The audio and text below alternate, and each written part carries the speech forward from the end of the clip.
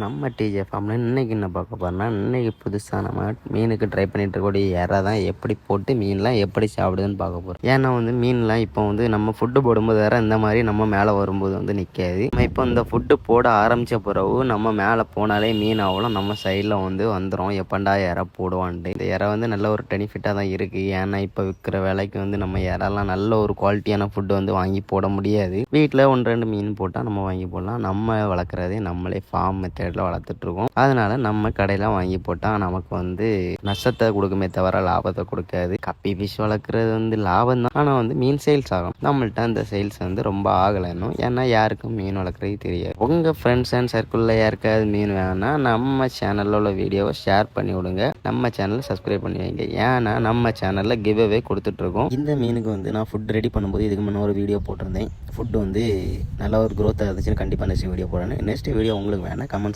Comment பண்ணுங்கள். நான் எப்படி யாராவது ரெடி பண்ணேன்னு சொல்லிட்டு உங்களுக்கு நெக்ஸ்ட் வீடியோவில் போட்டேன். மறக்காமல் நம்ம சேனலை சப்ஸ்கிரைப் பண்ணி பெல் பட்டனை ஆளில் போட்டுருங்க.